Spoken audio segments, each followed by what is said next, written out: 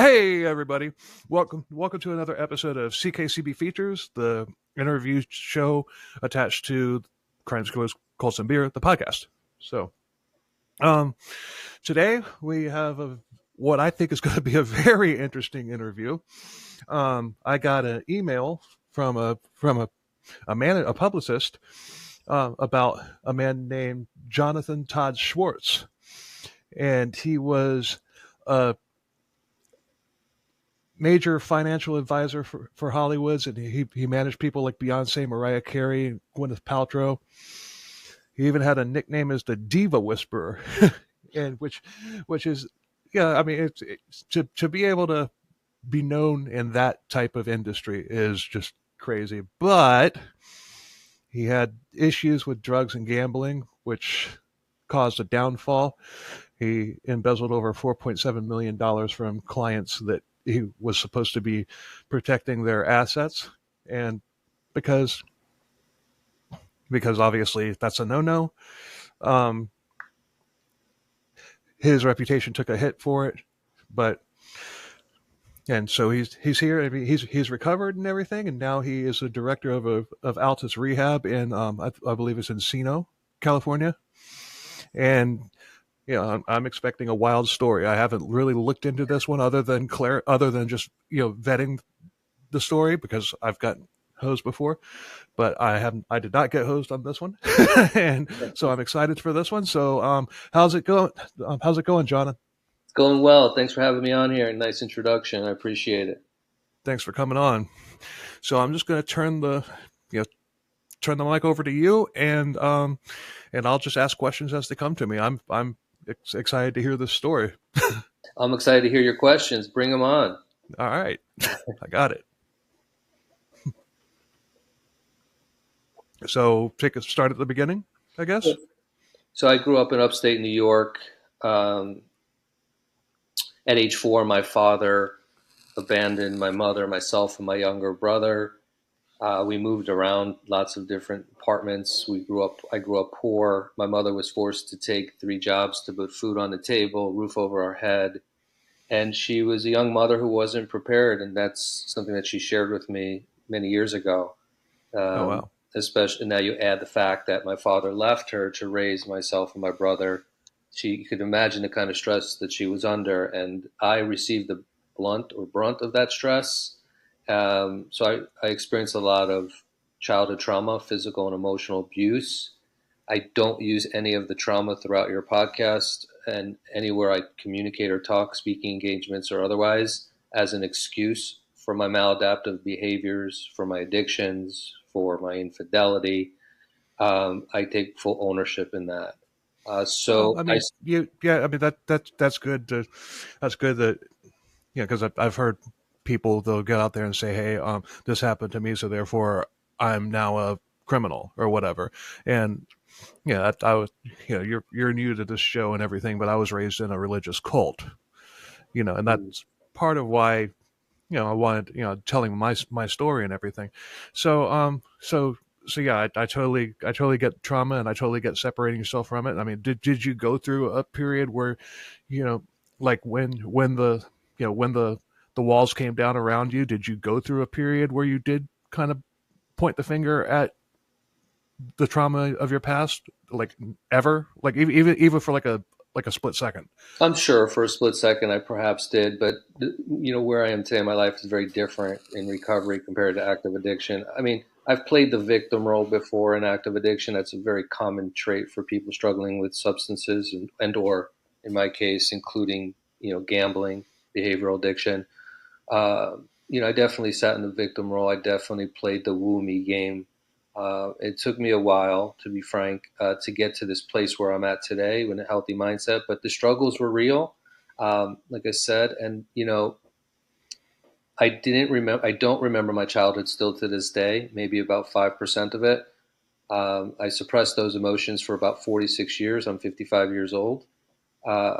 The moment I started to work on my trauma and work on myself and able to flush out all the suppressed emotions, it was very healing and cathartic. It gave me an opportunity to connect with my mind and body and just try and go on that journey of, every day doing the next right action and one day at a time. Yeah. And so one of the places we moved, sorry to interrupt you. That's all right. One of the places we moved, I'm kind of going to give you like a quick chronological order. Uh, when I went into ninth grade, my mother moved myself and my brother to San Francisco. At that point, went to high school there. The trauma wasn't getting any better, so I discovered my dad. Called him up and said, "Hey, I want to come back to New York, go finish my senior year of high school in the place that I grew up." And there was no discipline in the house. I would walk in numerous times. There would be coke whores in the house. Not a thing that a senior in high school should be witnessing every day. Uh, Right. he was the community's drug dealer. He too was addicted to gambling and cocaine. And I met my high school sweetheart that year, my senior year, whom I eventually married, and we had, nice marriage, 23 years. During my active addiction, it was no longer a nice marriage because I wasn't emotionally present. I didn't treat her with the respect she deserved. I wasn't emotionally present for my kids.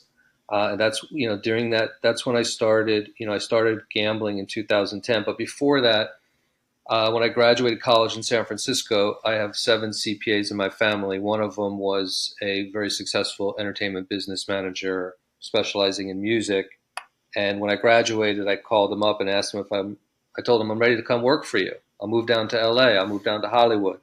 And he said, "You're not ready. You're immature. You're irresponsible. What do you know about business management?" So I still at this point had a high ego, and I was hurt. It was deflated. But in hindsight, I took a job. I worked in the financial district for a sole practitioner CPA firm for 3.5 years.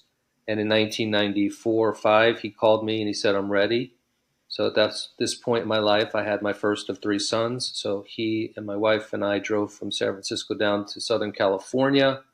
And that was the start of my introduction to entertainment business management. I was a CPA. And I was the first one in, last one to leave. I didn't want the word nepotism associated with me. I wanted to prove that I've earned this position at his firm. And I was a sponge. I absorbed as much information flow as I could receive. I got paid very little money at this time in my life, but I viewed it as an opportunity that otherwise I wouldn't receive. And if I did receive it, it would require me to go to grad school and Mm-hmm. take out a FAFSA loan. So I learned from someone and I got paid at the same time. In That's cool. Kind of like a paid apprenticeship. Well said, absolutely, and that's how I viewed that because I was not a person who looked for short-term gains. I was a long-term visionary, so I believed in myself. I believed in the education I was receiving while working in that apprenticeship, as you say. And in 2009, 10. His firm was acquired by a Chase Manhattan Bank at the time, now known as J.P. Morgan. He asked me if I wanted to get into family wealth management, investment banking. I said, "Cuz, thanks for the opportunities, but no thank you. I want to stay in this space, entertainment business management." So I joined a firm called GSO Business Management. One of the partners there was a friend of my cousin's from childhood. So we hit it off really well. And from there, I was able to develop a very solid A-list client list of music, film, television, and professional athletes. And it started with, Nice. Alanis Morrisette. And I mentioned Alanis because she's the only celebrity of the 5 or 6 that I embezzled money from that went public with this. The other 4 or 5, I'm choosing to respect that they wanted their privacy. And, Mm. and so I want to honor their request because, frankly, neither client deserved to be a target of my gambling addiction, which, I use that addiction to embezzle monies from them. Right. And I think I don't know. I think I do remember hearing something. I'm not exactly sure when. Because I mean, I don't follow celebrities. I'm one of those people I couldn't care less about them. But I'm more interested in the people behind the scenes, the people that manage them, the people that handle them. I'm more to me that's a more interesting story than what Alanis Morissette's favorite cereal is. But But I do when you mentioned her, and I think I found that in the when I did a quick Google search. I think I found Alanis Morrisette there, but I'm thinking that I did hear something in the news about how you know, uh, she had been, you know, got Yes. by somebody that was, by handling her or whatever. I don't remember when that was, but it kind of rang a little bit familiar to me. Yeah, no, that was in So early 2016. That's when my criminal behavior was exposed publicly in a lot of platforms. And that sounds about right, honestly. It wasn't too awful long ago, but it wasn't it wasn't back in the '90s or anything like that when she was like super popular and everything. So no, and it's funny you say super popular because, her and I've had conversations where she's wondering why she's not generating all this income. And the reality is she was not as relevant in 2016 as she was when Jagged Little Pill was first released. Now, I say that with no disrespect, it's just a fact. And well, yeah, and I get that. in 2015, she actually fired me because I wasn't paying enough attention to her, is what I've been told. And that's when my crime was discovered, ironically, by the business management firm she retained, which happened to be my cousin's firm where I started my career. Oh So my shit. my cousin's partner is the one that discovered the 4.6 million that I embezzled from her out of the total 7 million I embezzled from a handful of other clients. Uh, but I'm not disappointed in my cousin. He did what he was supposed to do. Yeah, That he was did his his job. job. He did his Oh, job. so wait, when did I mean? Yeah, you said that your dad has had a gambling problem. Is that kind of where he did he kind of like pass that along to you basically? You like the old commercial from the late '80s, just like I learned it from watching you. I mean, was it was it kind of like that? Well, not kind of, it was. I mean, there's, now that I don't want to reveal too much where I am today at this point in our podcast, but, I'm now a therapist and a program director. And one of the things that I learned in grad school, becoming a therapist with an emphasis in addiction and trauma, is that there's what's called multi-generational transmission. So what your mom or dad may have, or your grandparents, or up that ancestral ladder, can be passed on to us. And again, that's just the disease component of it. I'm not, there's also a choice component. I'm a firm believer that addiction is both a disease and a choice. Right. I'm the one that decided to make those poor choices, regardless of what contributed to it. So, yes, my father's addictions likely contributed to my addictions, but I didn't grow up in an era where asking for help was a strength, nor did I view it at this point in my life as a strength. Um, it was considered a weakness in my mind. And today I feel very differently about that. But had I asked for help, a lot of things would have been different. So, yeah, that's the onset was really just, it started when I was in college gambling. I wanted to, I grew up poor, as I said earlier. A lot of my fraternity brothers in college, came from affluent families. And I wanted to be part of, not only just a fraternity, but the social life outside of the fraternity or Greek world. And so one day I came up with this brilliant idea.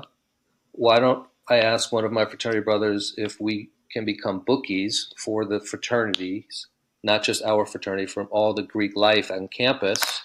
And he said, let's do it. Well, we were the only bookies in the 2 weeks that we were open for operations to lose Oh, $10,000. oh damn. And so 5,000 was my responsibility and 5,000 was his. 5,000 to me at that time of my life is like $100 million today. I couldn't afford to pay it. And so instead of facing my fraternity brother, being honest with him, I left school. And that's So when see, I'm not that big of into gambling. I mean, I'm a former truck driver, thank God. But I've stopped at some of the casinos in like Arizona and New Mexico and stuff like that. And quite frankly, I was bored. I was bored shitless. It's just like, okay, I don't get this. I've made when online gambling on sports became legal in Florida, I one of the things was like, okay, your first bet is guaranteed. Like if you lose it, you can, if you lose, then you get a second shot at it. Well, I bet on a football game, and what, because I thought that the Dolphins were going to beat the Chiefs in the playoffs. I'm a Dolphins fan. I'm sorry to hear that. But so I lost. So then but I got another crack at it, and then I turned around and I took that money and I put the money on Green Bay to beat Dallas, and obviously Green Bay beat the snot out of Dallas. So, but you know what? I was just like, okay, lesson learned. I'm done. Oh my God. But so I don't know. So you said that you guys were broke. What happened? You guys didn't have the money to back it up, and like everybody that placed bets with you won. Is that kind of what happened? Not everyone who won, but smart bookies, what they do is they are making this up. There's, let's say, 100 people who place bets with them, or 100 bets placed with them. What you want to do as a bookie is you want to balance those bets out. So if you take the Dolphins against the New York Giants, of course the Giants would normally win. I don't want to rub that in, but not currently. That's true. But at this point, perhaps this 2006, probably earlier in 2000. It was probably maybe 1991. Yes. What you do is you just balance it out. So the bookie gets 10%, right? So if you balance it out 100 bets, 50-50 based, look at the value of each bet, of course, you're usually smart enough that regardless of who wins, you're going to at a minimum collect 10%. Right. Of the net. And so we weren't that smart in college. So we didn't do any of that. That was too hard for us at that point to evaluate. And so that's why we lost the money that we lost. And so that hence brought me to San Francisco. And that once I went down and worked for my cousin, I placed one bet through his partner, and I lost $3,000. And his partner paid that for me. So those two events that I just mentioned, both the college bookie and placing a bet with my cousin's partner, were like the two key components of my entree into gambling. But it wasn't the point where I was addicted or identified as a compulsive gambler. It was in moderation at that point, but clearly it was still in my subconscious mind. And so my addiction began in 2010. And at that point, I was, a partner at GSO Business Management. So I start working there in 2000, worked there, about 4 years into my employment at that point, I was made partner. And now I started to really get the who's who in Hollywood as clients. I was beginning to have that name you mentioned, a diva whisperer. I was really building a beautiful practice thanks to a beautiful staff that we had, and really nice professionals, entertainment, lawyers, managers, agents who wanted to work with me. Because my reputation was becoming, credible and successful. Right. I didn't view it as success because I started now in 2010 my criminal behavior during my addiction. And so, here we are in 2010. Now I'm taking, $25,000. I'm quote unquote borrowing it from Alanis, and I'm going to pay her back next week. Well, next week I lost more money. 3 months later, I lost more money. A year or two or three go by, and now I'm like that the snowball effect. Absolutely, the snowball effect. And I was so scared. I never even paid attention to how much money I was stealing. I just didn't want to face that into reality. I was living in denial. I told nobody, not a single soul, about my criminal behavior. And once 2010 started and my addiction started, there was no moral compass, no integrity. I violated my fiduciary responsibility to my clients and partners and staff, and now I'm going down a slippery slope. Yeah. Damn, that's rough. So so that's it. You're just borrowing and borrowing from Alanis Morrisette and several others and everything, and it's just, for whatever reason, it's like you might win some, but you're losing more than you're winning, and you're not able to make the money back So you keep going at it. Um, was Alanis was Alanis the one that basically blew the lid off of it, or did other people have suspicions that it was going on? I've been told from former staff members from my, from my firm, that when I re-entered society from prison in 2020, that mentioned that the partners were aware, but not to the extent in terms of the amount. But they knew I was taking cash from clients, requesting it from the bank to pay my bookie. But because I was, in their minds, the rainmaker of the firm at this time, they only approached me one time. And when they approached me that one time, I looked in their face and lied to them that I'm not doing anything wrong. This is what the client requested. I'm in denial, right? Not Right. uncommon, but in addiction. But I was definitely in denial. I was definitely dishonest. My partners were great partners. They too did not deserve my poor choices. But I still lied to them because the idea is now I'm really a degenerate compulsive gambler chasing, which I didn't like to gamble at this point, but I'm Yeah. chasing so that, this fantasy, this grandiosity of a gambler's mindset is this takes one big win. Yeah, one big win. Yeah, and I get that. One big win, everything is okay. All my But that problems are solved. I could no longer have to live in fear. it's like a heroin addict chasing the dragon. Exactly.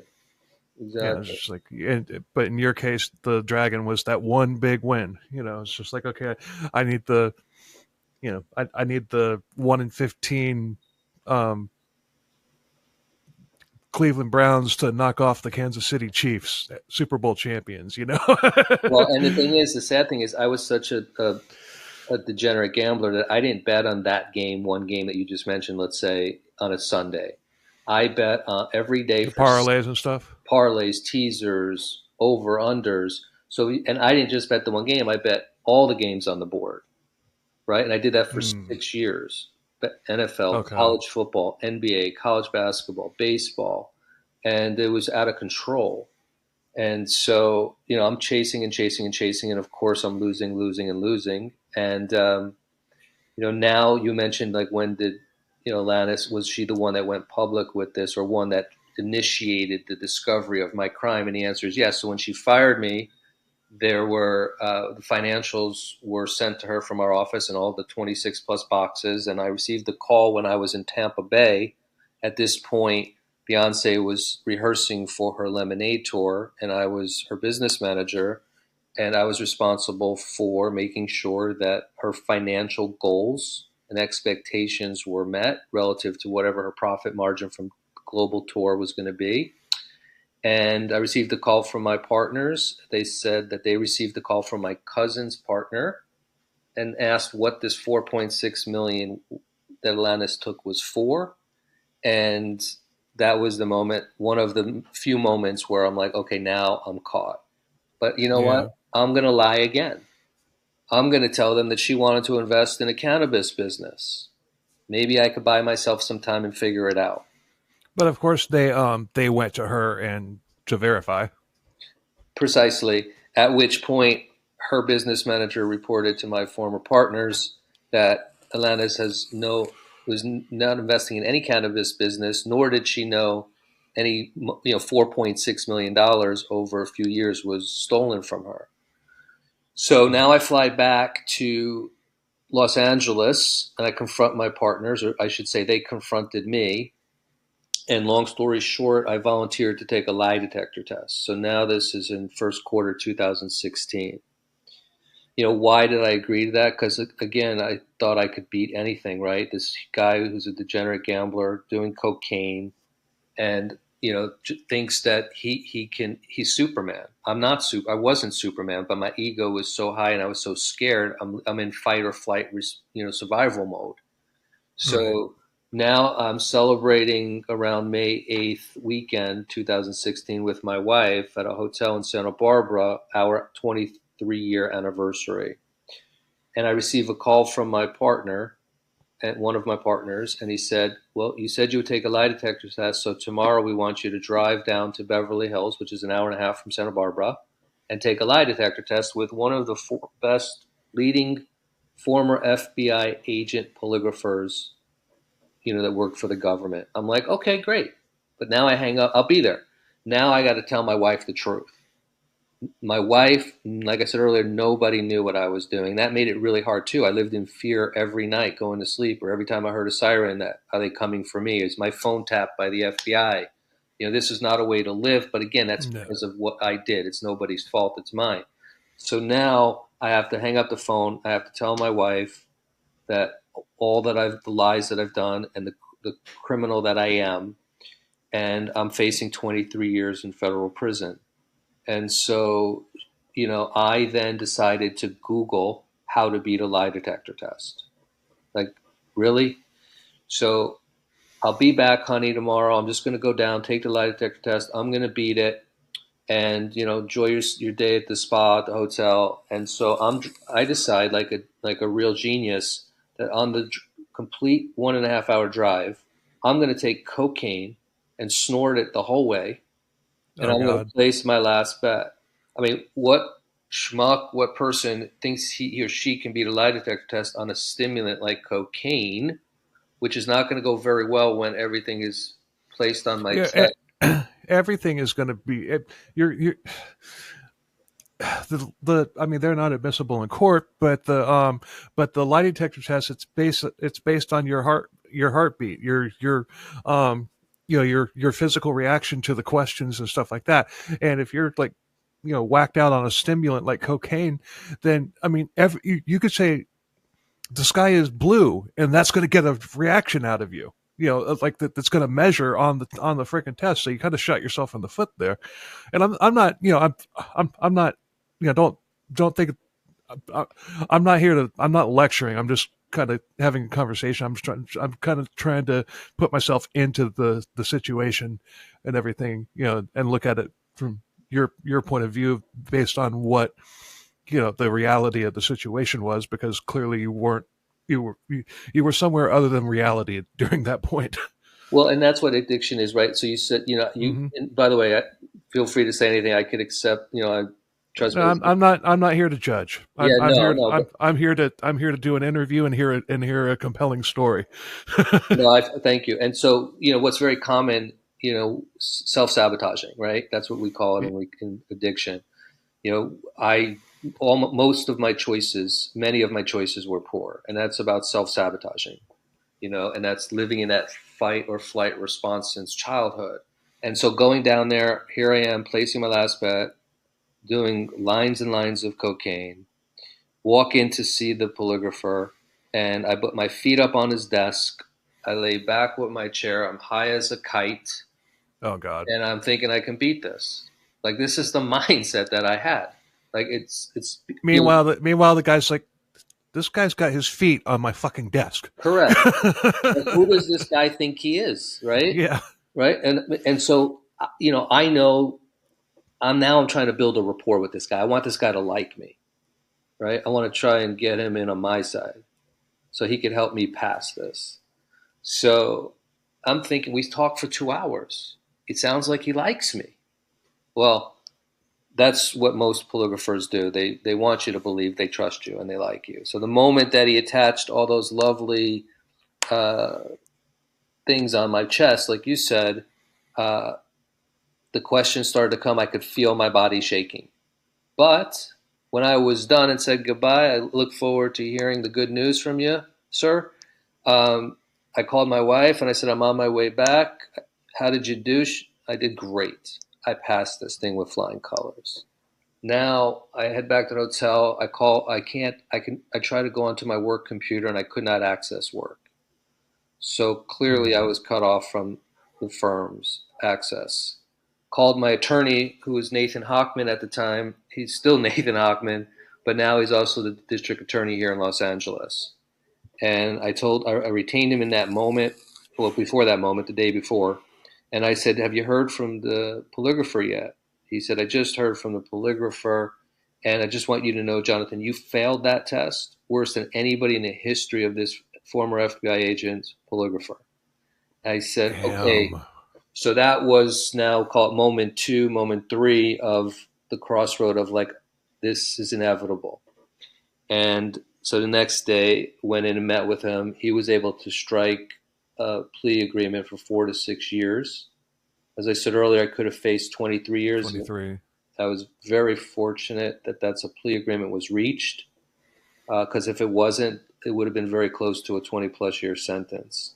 Um, Now, fast forward to the courtroom sentencing on May 3rd, 2017. My Alanis came and spoke, and so did one of my former partners, Bernie Goodvie, and he spoke.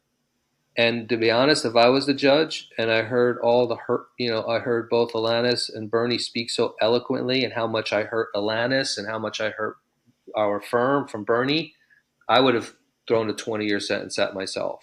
I mean, it was very heartfelt what they said. And I also saw my wife and my middle son on the side of the federal government during my sentencing. That didn't help my confidence level in the courtroom.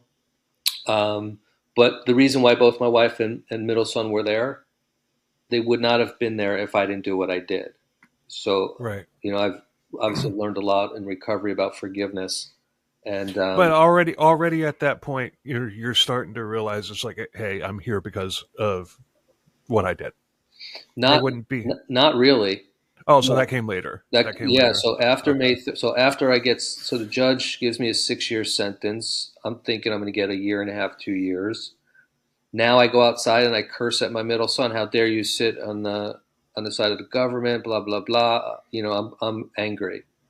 I'm I'm heading to prison in 3 months to face a 6 year sentence. And it took me May 9th, 2016 is my sober date. So this coming May, I'll be 9 years. It took me a few weeks, months to start adopting the principles of the 12-step program in recovery.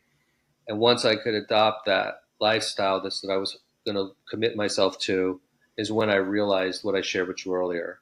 Like, I can't blame anybody for how they want their opinions. Their opinions are their opinions. What they decide to do, they're adults. That's on them. But so I don't blame anybody but myself for anybody's thoughts and behaviors that resulted from me making such poor choices and hurting so many people. I mean, I hurt so many people. I hurt 75 employees that worked for us. I hurt the entire entertainment industry. I hurt even the clients that I did not embezzle from, who trusted me. I hurt people in my community that my kids were raised in. And most importantly, I hurt my loved ones, my beautiful 3 sons, my wife at the time, my mother and stepfather. And frankly, I hurt myself. Yeah. So, so you were sentenced to what, 6 years? You said. 6 years.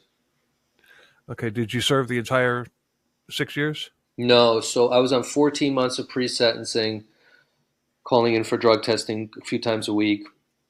On July 11th, 2017, when I surrendered to Sheridan, Oregon federal prison camp, I went there because they have a residential drug and alcohol program, and that Mm-hmm. took a year off my sentence. It took me 2 years there to complete the residential drug alcohol program, otherwise known as RDAP. And so now instead of 72 months, I'm down to 60 months.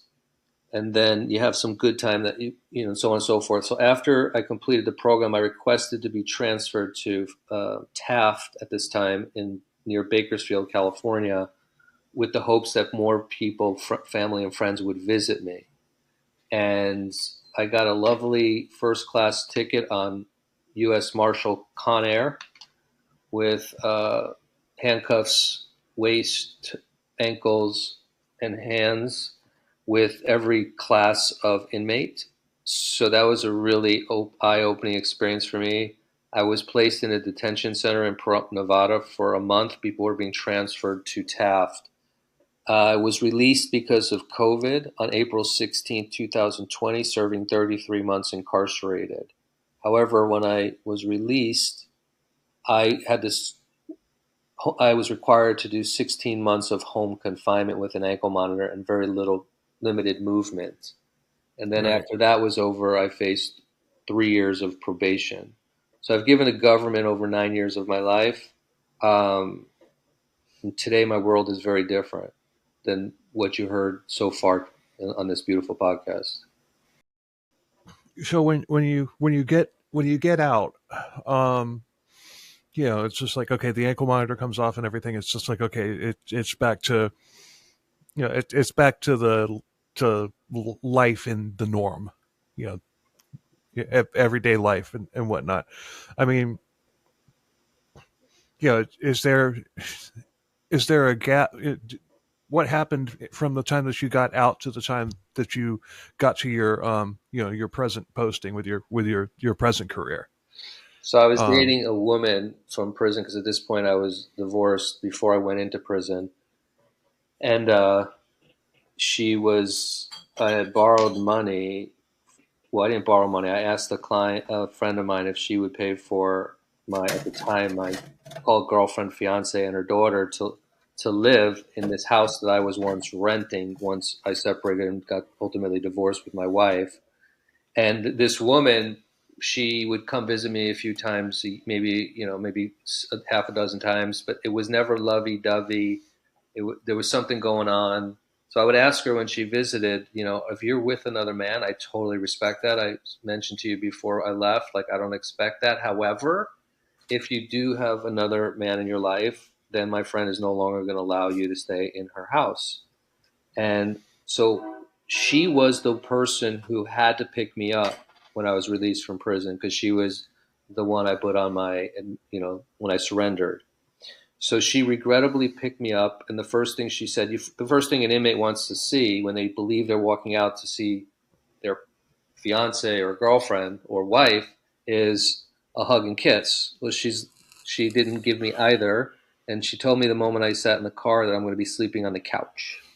So oh, I'm like, okay. So now 2 months go by. She hardly speaks to me, and I discovered that she was going out, that she was cheating on me this whole time.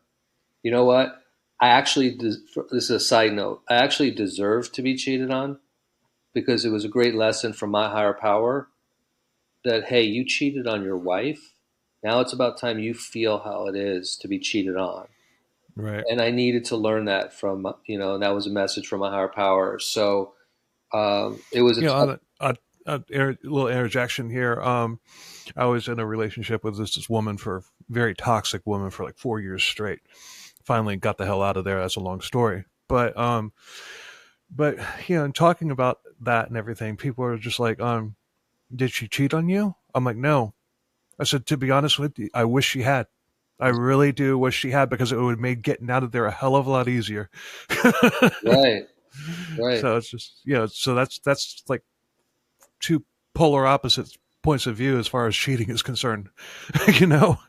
Yeah. But I would have welcomed it at that point. But Well, it was, let's say, it was a very good lesson that I needed to learn, and today I can be emotionally present, and hopefully the woman I'm with will trust me, and I have to earn that trust because I'm going to be transparent and say I'm a felon, say I have very little money today, but I'm the happiest version of myself, and I could be there for you to support you if you're okay with that in my past.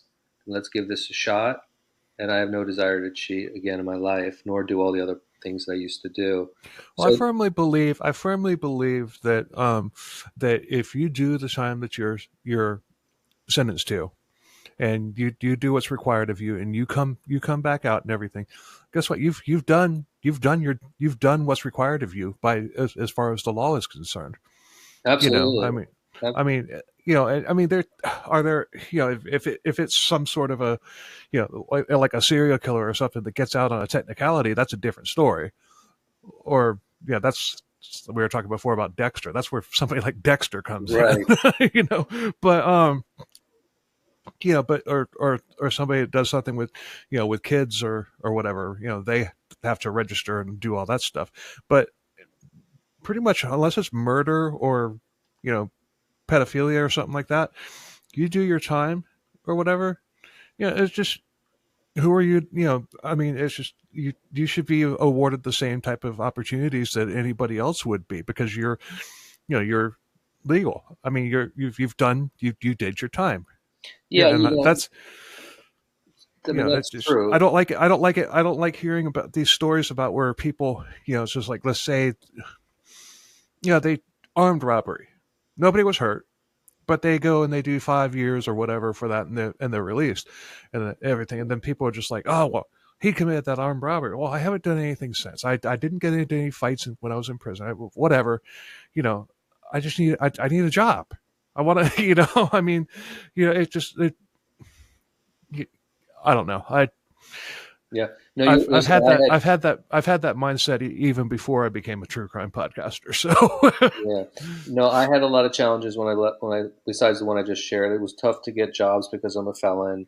I had no money. Thankfully, my mom and stepfather helped me.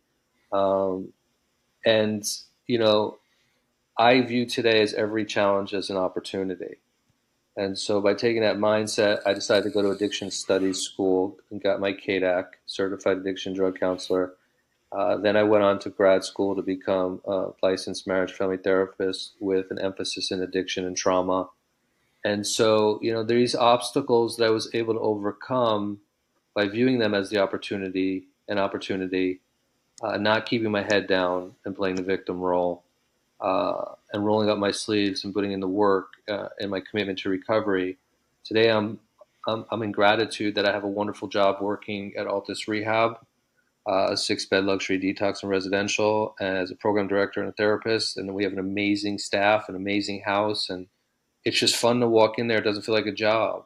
And I also work for the Chabad Treatment Center in Los Angeles as a therapist. Also, it's just about giving back, what was once given to me. And my mission in life is to continue to be on podcasts, maybe start my own one day, have a book come out and a movie, and lecture and really help people become vulnerable and have the courage to ask for help, to understand addiction, and to, people, we're all here to help you. And I'm very committed to Gamblers Anonymous, very committed to, just being there for people who want the help. It brings me the greatest joy today to be of service to others. yeah, that's crazy. And I'm sure that there's, a lot more to the story than what you're just going to tell on like an hour long podcast or whatever. But, but I think, I was going to ask you, it's just like, okay, do you have a book in the works? Have you started writing one?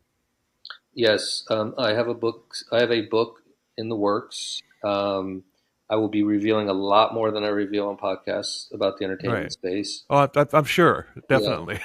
I will be disrupting the entertainment community by speaking the truth and the truth only. It will be followed up by a movie. And then, as I said, I'll be doing speaking engagements and touring, God willing, the world with my message of redemption and learn. And I'm a big advocate for redemption. I'm a big advocate for personal accountability, and I'm a Right. big advocate for addiction and recovery. And part of it starts with asking people to have the courage to be vulnerable, like Brene Brown. I admire her, and I I'm want sorry. to. Who is that? Brene Brown is a very famous author. She had one of the top 3 TED Talks of all time. She's a professor at the University of Houston. She's an author who's had many New York Times bestsellers, and she has this Oh, beautiful wow. message about being vulnerable and many other messages. But for me, I want to go out there and send that message as well. Have the courage to be vulnerable, and really do the work. Like if people do the work in this program, um, they can live a life like I'm living today, not a life where I'm stuck on my past. Like I can't live in my past. I choose not to, I should say. I choose not to live in my past, but it doesn't mean I don't forget that I've forgot my past, right? Right. But I don't live in it. I live one day at a time today, and I'm living in gratitude. I don't. I live in a 1-bedroom apartment. I have food in my refrigerator. I have a roof over my head, but I'm repairing relationships with my loved ones still. But I don't expect anyone whom I'm repairing relationships with to trust what comes out of my mouth, because what they remember is a mouth that was dishonest and manipulative. So Yeah. I would like people my loved ones particularly, to allow me to earn back that trust through the actions that I take on a daily basis, the pro Yeah. recovery actions. Well, that's get that. Yeah. Just, I mean, keep my email. Definitely. if you need help launching the podcast, I can help. But Thank you. and I definitely, when you're about to release the book and everything, we'll have you back on. Yes. And yeah, I mean, this was, this, I'm glad, I'm glad I replied to your publicist's email because I mean, it was an interesting story. Of course, I know that there's a whole lot more, because like as I mentioned before, I was raised in a religious cult. I'm working on a book myself. Amazing. I did 2 episodes about the cult, like really early on in this podcast. Episodes 10 and 11. I'm on episode, like, I'm closing in on 150 now. Congratulations. But thanks. But yeah, I only scratched. I gave the basics. And it took me, like over 3 hours just to do the basics between 2 episodes. There's a whole lot more that's going to be in the book. So I totally get that and everything. And, it's just when you get into nitty gritty details and stuff like that, it's easier to read it than it is to sit there and listen to somebody talk about it. When you're listening to a podcast, you want to hear the highlights. You want to hear, you don't want to be sitting there for hours and hours and hours, unless, I mean, there's exceptions, but for just a basically one-off story or whatever, it's just, you've got what you tell in public. If you go to a live speaking engagement, you're going to tell more. And then obviously in your book, you're going to tell a lot more. And then the movie will be a mashup of all of it. The movie's going to be Wolf of Wall Street on steroids. So be ready for it. Be ready for my book. I hope it helps people as well as gives them the entertainment value most people are looking for. And I believe it will. Well, I can hear the genuine, I can hear the genuineness as, in when you talk. I can hear that you're, you do have the regret. I can, I can hear that's just like, okay, I've burned down that bridge. There's no going back to that. But moving forward, I'm doing something else, and I can still be successful with Absolutely. it. And I can hear the regret too. The people like, your family, like Alanis Morrisette and whatnot, and whoever else. I can hear it all. I believe every word you say. Thank you. I appreciate that. If I may, if you allow me to, if anyone wants to follow me, I don't have a very big social media presence. I'm just organically growing it. But if I may give my Instagram, it's I'll link it in the episode notes too. But go ahead. Perfect. Yeah, it's the real Jonathan Schwartz. Okay. Yeah, I'll follow it from my podcast page. From my Instagram page. You don't have any Facebook or Twitter or anything like that? Not really. Not professional one. No. Personal, yes, but this is the professional one. And yeah, well, I'll stay in touch with you. Of course, I'll send you a copy of the book. I hope you enjoy it. And I really appreciate you giving me the opportunity and a platform to be here on your podcast. Yeah, absolutely. It was, I was looking forward to this one. I don't get stuff like this very often. So when I did, I was just like, okay, yeah, I want to do this. Thank you. I tried to get like another podcast, a couple other podcasters to come on with me or whatever, just so they could like add to the story if they had something to add, but nobody was available. It's Saturday night. I'm usually Saturday nights. I'm usually like up. I'm usually walking through the door after work right about now. So it's just, so it's like I don't know what I don't know. Being somewhat retired and everything, I don't know what the hell I'm going to do with myself. Well, feel better. Congratulations on retirement. And at 7 after this podcast, I'm going to go to sleep. How's that? This nerd that I am today doesn't really. I'm pretty careful in setting boundaries where I go and not go. Yeah. Well, thanks for coming on, and definitely check, follow his Instagram page. Was it the real Jonathan Schwartz? Yes. Okay, and we're going to, and I'll have that linked in the podcast episode. So thanks again. Stay here for just a minute after I hit stop, but thanks again for listening, and until next time, later.